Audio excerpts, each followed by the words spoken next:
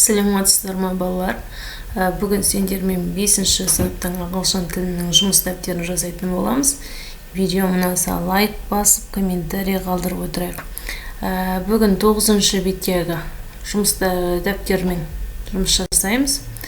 9-ші сыныптың бірінші тапсырма бізде.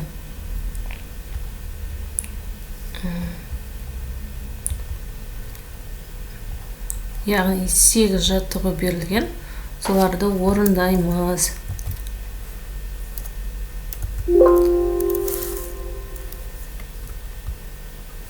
Бізде exercise. Бірінші жаттығу. Яғни бұл жерде are немесе is екенін табуымыз керек. Яғни there is.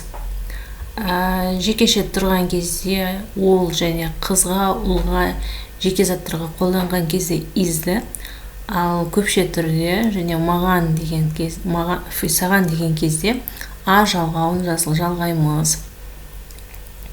Так, бірінші жаттығу. Так, ол жерде үлкен компьютер, яғни жекеше түрде is.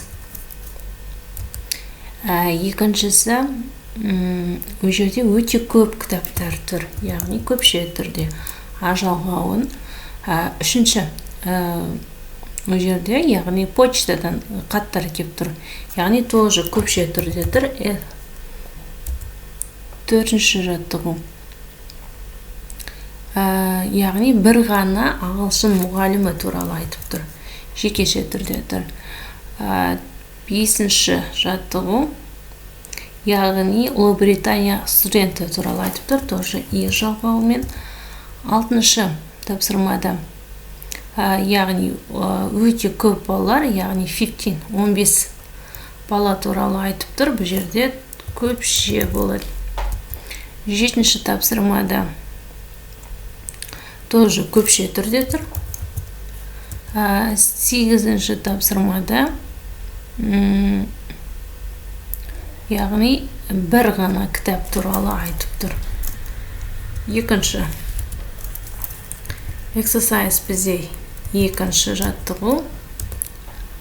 Бірінші тапсырмада there is, яғни there are some, яғни there are a lot of тапсырмалар бойынша қолданамыз.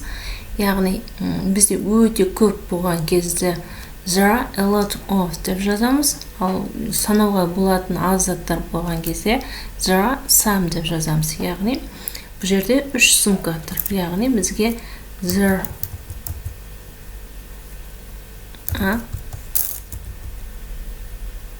яғни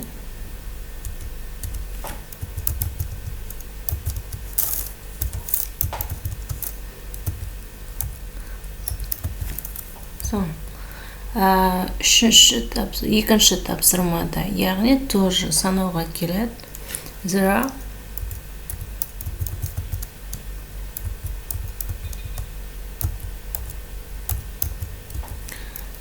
үшіншісі cats, яғни өте көп мысықтар.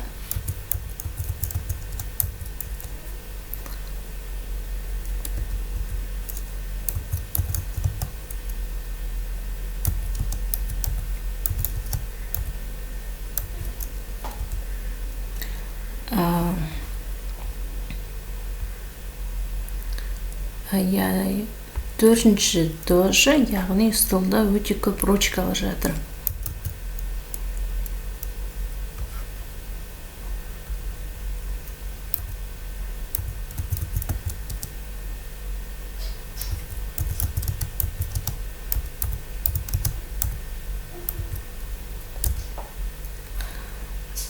Яғни 3 мұғалім тұр. Тоже.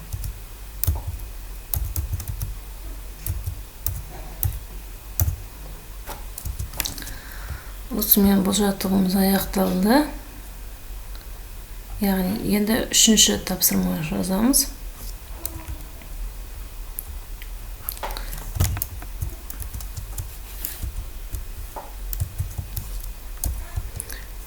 Үшінші тапсырмада бізде яғни жеке жалғауларды қойып шығамыз.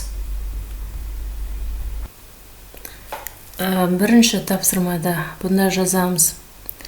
There are 14 boys. Яғни, бұл жерде 15 бала бар деп тұр. Яғни, there are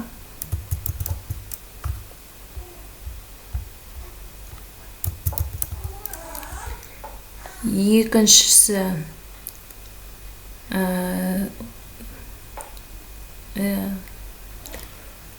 lot жалғауын қоямыз. Үшіншіге some. Төртінші бізде there.